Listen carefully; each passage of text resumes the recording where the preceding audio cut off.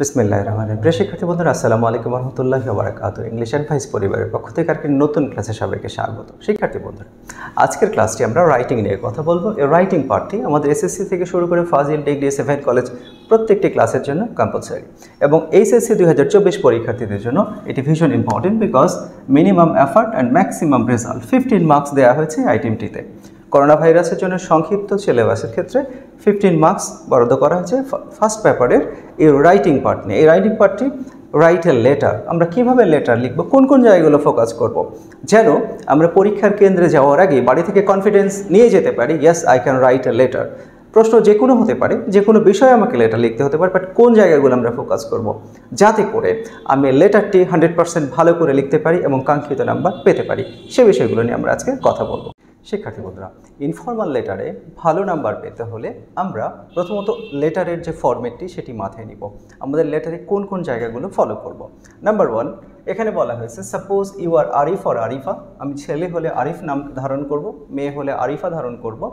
You have a younger brother who reads in class 8। তোমার অষ্টম শ্রেণীতে একটি ভাই আছে যিনি পড়াশোনা করে। Now write a letter to your brother advising him to study regularly and not to adopt unfair means in the examination. So তাকে পড়ার পরামর্শ দেবে এবং পরীক্ষার হলে যেন সে কোনো আনফেয়ার মিন্স না গ্রহণ করে, অসৎ উপায় অবলম্বন না করে। সো বরিশাল বোর্ড 2023-এর এই প্রশ্নটি। সো এইরকম একটি লেটার আমরা প্রায় প্রতিটা বোর্ডেই পেয়ে থাকি। সো লেটার লিখতে হলে প্রথমে আমাদের, তাহলে যেহেতু আমি আরিফ মিরপুর ঢাকা 22 মার্চ 2023, জাস্ট কোথা থেকে কে লিখছে সংক্ষেপে নাম এবং সে জায়গাটার একটা পরিচিতি এবং তারিখ ডান পাশে আমরা লিখব।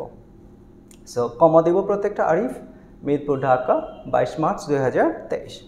এরপরে ডিয়ার হাসান, কাকে লিখছি সেটি তো লেখা নেই, ধরে নিলাম আমার ছোট ভাইয়ের নাম হচ্ছে হাসান, সেটি লিখলাম। এরপরে have my heart is love, হৃদয়ের অন্তরস্থলের থেকে ভালোবাসা নিও। I hope that you are fine by the grace of Allah, আশা করি সৃষ্টিকর্তার রহমতে ভালো আছো। I am fine as well, আমিও ভালো আছি। It is long since we didn't meet, অনেক দিন হয়ে গেল আমরা দেখা করিনি। I have received a letter from you, তোমার কাছ থেকে একটা চিঠি পেয়েছি। সো এই বিষয়টুকু ইটস ওকে, এটি প্রত্যেকটা জায়গায় আমরা কাজে লাগাতে পারবো। হ্যাঁ, যদি বড় কারো কাছে লিখতে হয়, suppose right a letter to your father, so তখন মাই ডিয়ার ফাদার সালাম দিয়ে শুরু করতে হবে। বড়দের ক্ষেত্রে একটু ভিন্ন হলো, কিন্তু মোটামুটি মোরাললেস বন্ধু, ছোট ভাই কাছাকাছি একই।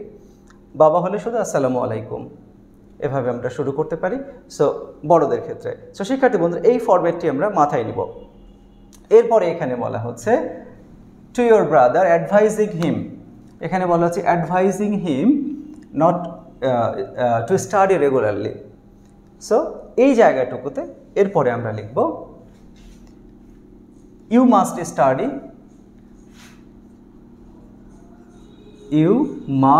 Study regularly.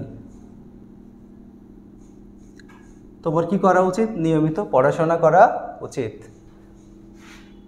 আর দু একটা লাইন আমরা যুক্ত করতে পারি, অথবা বলতে পারি and you should not adopt unfair means, এই যে প্রশ্নটুকুতে আছে ওটাই লিখে দিলাম।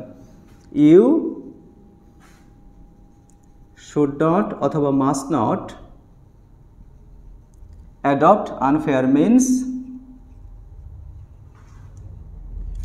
Means in the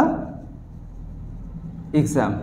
so read carefully, wish you the best. এরকম কিছু একটা জাস্ট কথাগুলো জাস্ট ওর সাথে যে বেসিকটা ছিল ওর সাথে লাগাই দেব, যে প্রশ্নে যেটি আছে ওই রকম বিষয়টুকু জাস্ট আমরা কপিটা করে নেব ওই জায়গা থেকে, নেওয়ার পরে আমরা এখানে অ্যাড করে দেব। এটা হচ্ছে একেবারে সহজ তরিকায়।